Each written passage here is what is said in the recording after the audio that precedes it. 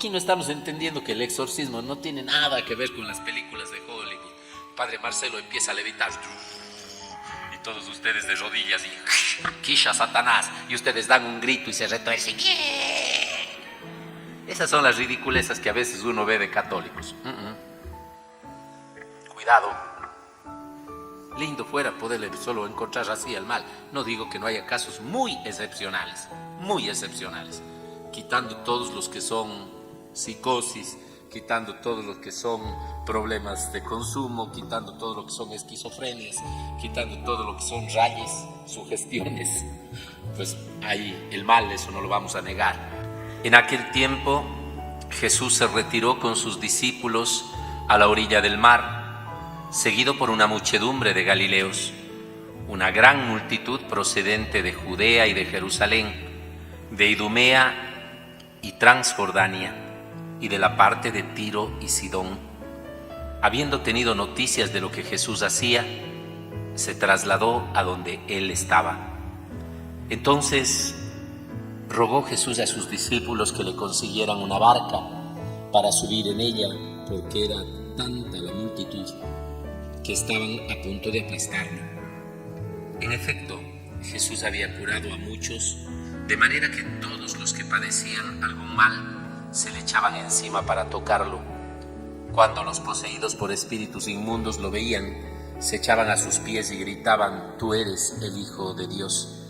Pero Jesús les prohibía que lo manifestaran. Palabra del Señor. Queridos hermanos, queridas hermanas, permítanme tratar de unir el Evangelio de hoy, pasando por el Salmo y la primera lectura de los Hebreos, con una idea para tener el mensaje de reflexión en esta noche.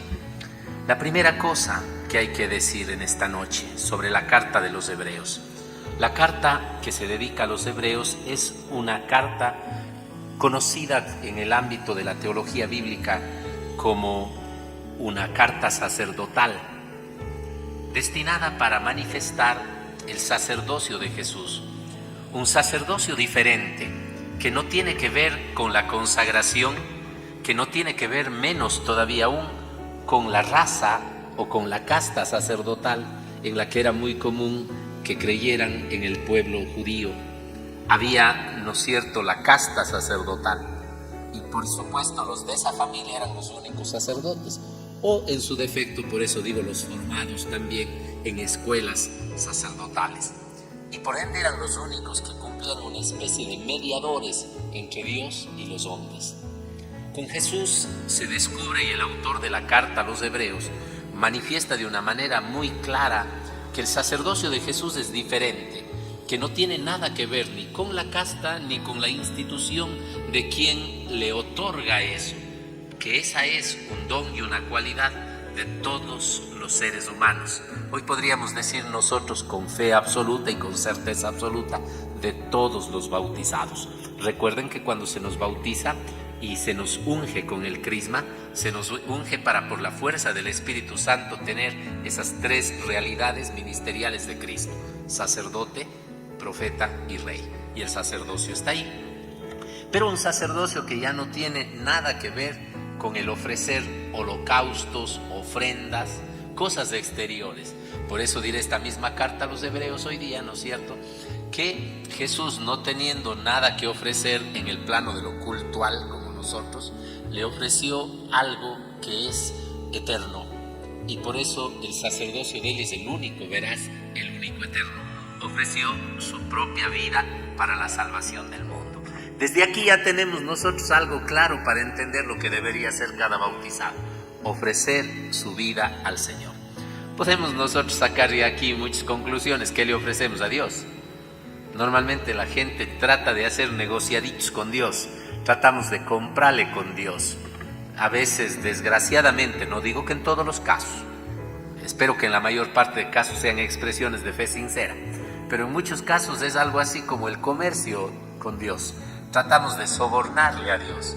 Entonces, muchas de nuestras prácticas religiosas, oraciones, rituales, peregrinaciones, ofrendas votivas que le damos, la velita que le ponemos, la florcita que le damos, son manera de congratularle a Dios y de quererle decir: te doy esto para que me vaya bien, te doy esto para que tú hagas mi voluntad. Y eso es muy equivocado, eso es muy errado, porque el Señor nos está diciendo que lo que quiere Él no son esas cosas. Quiere la única ofrenda que realmente es tuya, porque si nos ponemos a dar el dinero, no es nuestro, tan no es nuestro que nos quitan y nos roban, ¿no es cierto? Y ahí está, y algunos ni siquiera lo pueden conseguir. Si fuera nuestro, si fuera siquiera emanación nuestra, como un pensamiento, una palabra, podríamos decir: voy a pensar que haya billete en mi bolsillo, que haya dinero en mi bolsillo, y ya está, imprimí billete en el bolsillo, pero no es tuyo, te lo tienes que ganar. En fin, que le ofrezcas una flor, menos todavía que es tuya, pues no. Si no hay la bendición de Dios, ¿qué le puedes dar al que te dio todo? Esta sería una buena pregunta para que entendamos. O sea, ¿qué le puedes dar al que te dio todo? Somos como el hijo egoísta, mezquino, que el papá le compra la funda de papas fritas y cuando le pide una, solo le da la mitad. Medio así nos volvemos, ¿no? Para ilustrar de alguna manera. Entonces, Padre, si no se trata de eso, ¿cómo es que yo le doy mi vida?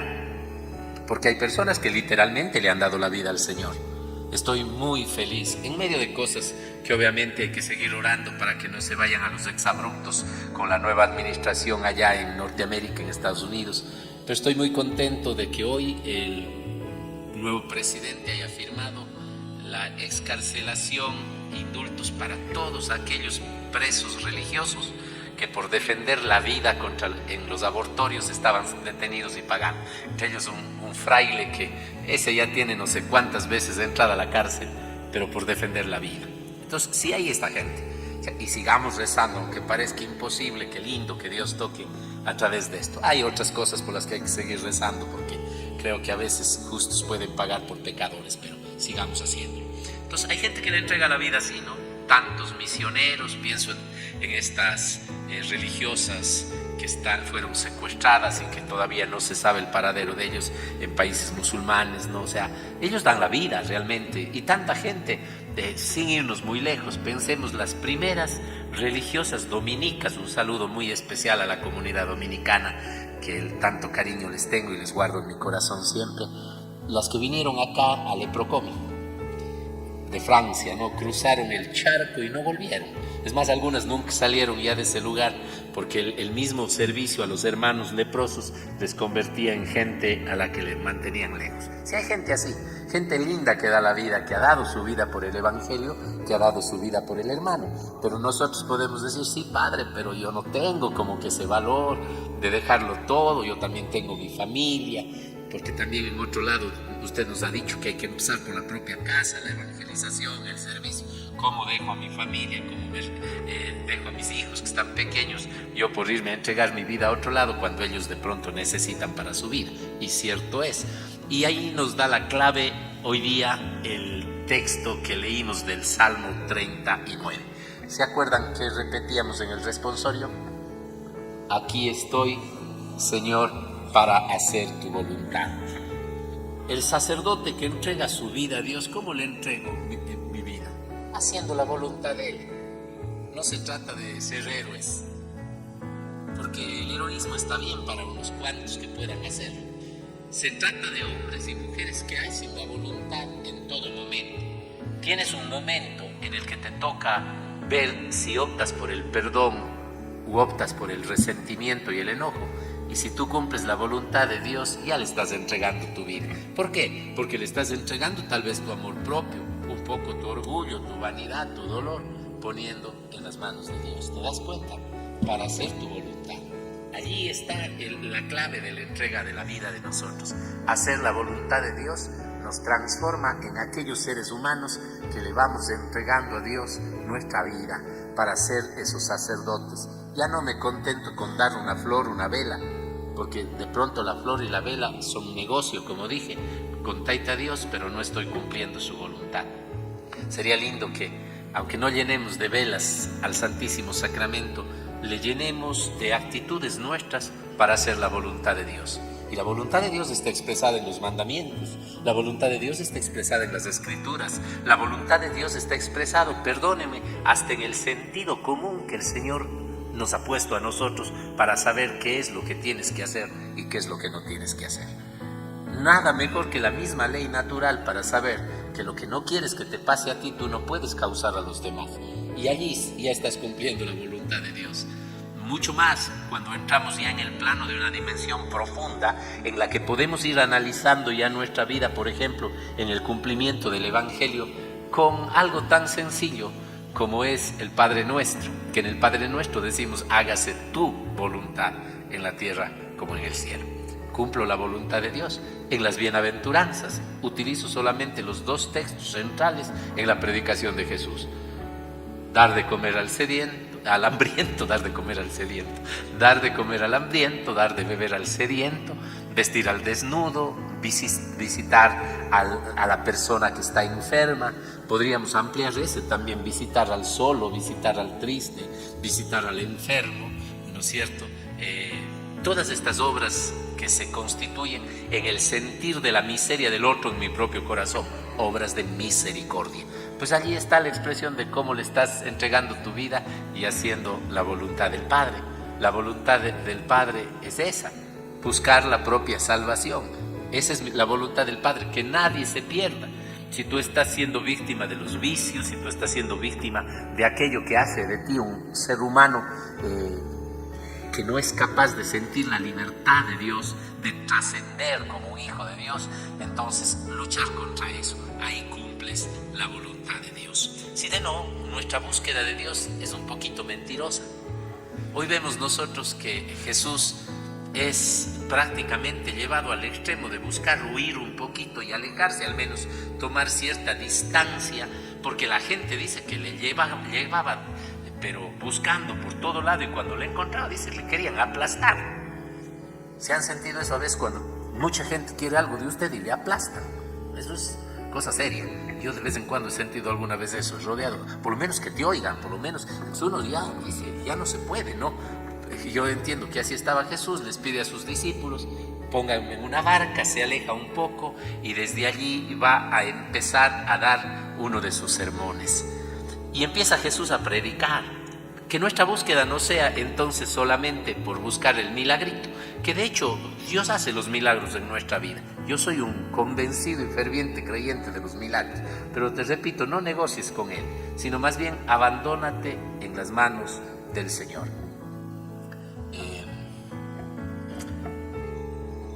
No voy a contar esto porque sería infiel con alguien hoy día. Está recién pasado este dolor. Entonces más bien les contaré en otra ocasión. Me venía a la lengua. Decir que Jesús entonces en su predicación realiza dos tipos de cosas. La palabra sí es útil, y esa es la que utilizará Jesús en el sermón. Jesús hace presente el reino de Dios predicando. Pero la otra forma es con sus obras. Predicación y obras en Jesús siempre van de la mano, y en esto San Marcos es experto en presentarnos cómo Dios hace presente el reino de Dios, predicando con las palabras, pero más de las palabras, con las obras que demuestran el verdadero cumplimiento de esa palabra. Y hoy día dice, ¿no es cierto?, todo lo que realizamos. Pero si bien es cierto la multiplicación de los panes, este milagro que acabamos de escuchar en esta semana y con la que Jesús da inicio a su vida pública en San Juan, la transformación del agua en vino en las bodas de Caná. O sea, todos estos milagros, y habrán más: sanación de leprosos, sanación de ciegos, resucitaciones de muertos. Todos estos milagros en la gente provoca que le busquen al Señor. Y el Señor es claro que aparte de todos estos milagros, que lo hace, y lo hace con amor de Padre porque es nuestro papá, hay uno más grande, que es el que Marcos insiste hoy. Y es tal vez la mejor manera de pedirle que Dios obre su voluntad en nosotros. ¿Cuál es? El alejarnos del mal, los famosos exorcismos. Vean cómo dice, escuchen esta parte.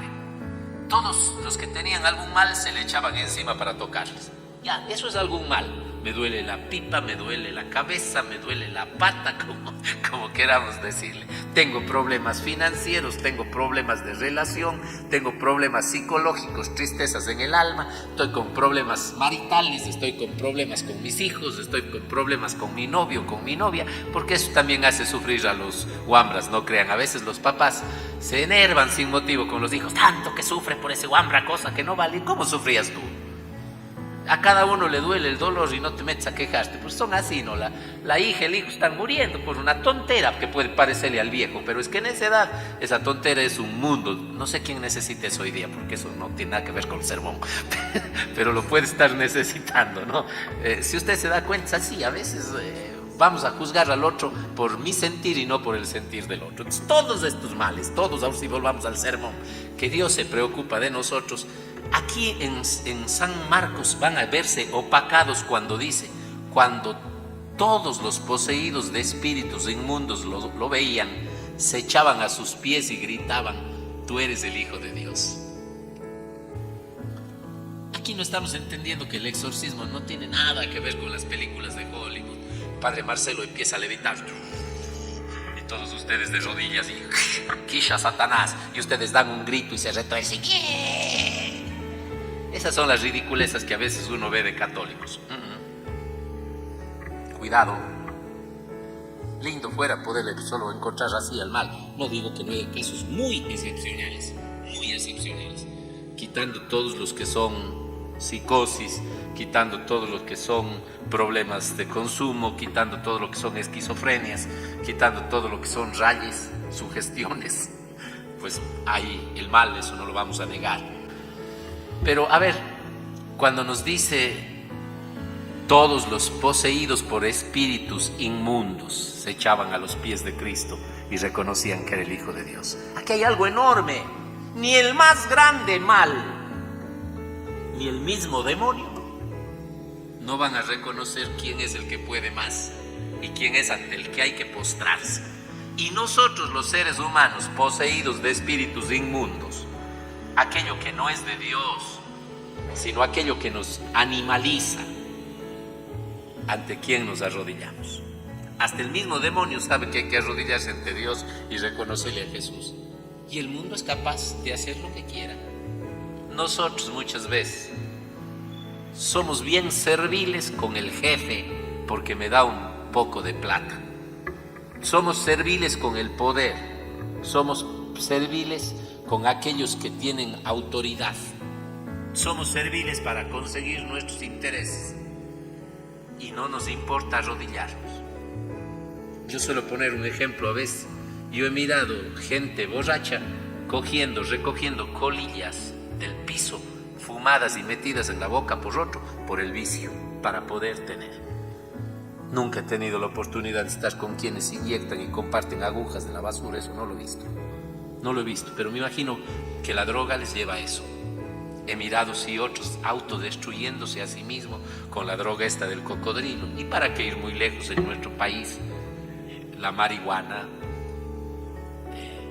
la base, el crack, hacen mucho daño.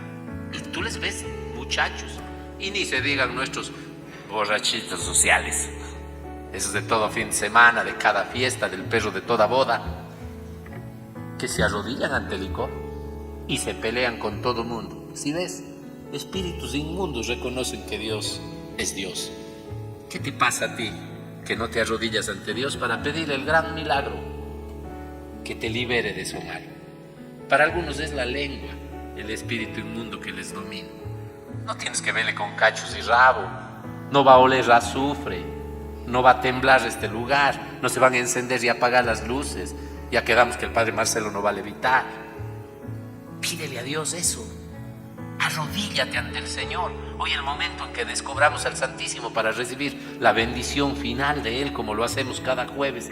Dile, aquí estoy, Señor, reconociendo que tú eres el Hijo de Dios, que quiero sentir que yo soy valioso, que tú quieres romper de mí todo esto. Quiero ofrecerte, a ejemplo de tu sacerdocio, no cosas exteriores. Quiero ofrecerte mi vida y a partir de hoy empezar a cumplir tu voluntad en cada detalle para que me liberes de todo lo que no es tuyo, de todo lo que no viene de ti y me hagas un hombre libre del mal. Y bajo este parámetro y esta idea no habemos un solo ser humano en este templo, en esta ciudad, en este país y en este mundo que no necesitemos ser liberados de Dios con su infinito amor y misericordia. ¿Sí está claro? Entonces nada de andar viendo cachos de rabo. Evita que entre en ti ese mal que te hace inmundo. Que así sea. Queridos hermanos, agradecer su presencia. Gracias por estar con nosotros, por venir a sudar. Está calor, no les veo sudando. Imagínense cómo es la misa de 11, que hay la mitad de gente más que de todo lo que está aquí. Bienvenidos, gracias por estar aquí, pero llevemos ese mensaje. Llevemos ese mensaje, Dios nos está hablando. Descubra qué quiere para usted y con la ayuda de Dios, hágalo, por favor. Gracias, Madre, por tu vida. Gracias, María, por tu amor, por traernos la esperanza y darnos al Salvador. Te entregamos lo que somos, pues todo nos dio el Señor. Escucha tú, oh Madre buena, de tus hijos el clamor. Bendícenos con tu manto, con tu maternal amor. Sé fortaleza en las pruebas y consuelo en el dolor. Te encomiendo a mi familia, Santa María del Vergel, que en ti nos bendiga el Padre, Madre buena, Virgen fiel. Amén. Que por intercesión de nuestra Madre, el Señor los colme de bendiciones. En el nombre del Padre, del Hijo y del Espíritu Santo. Amén.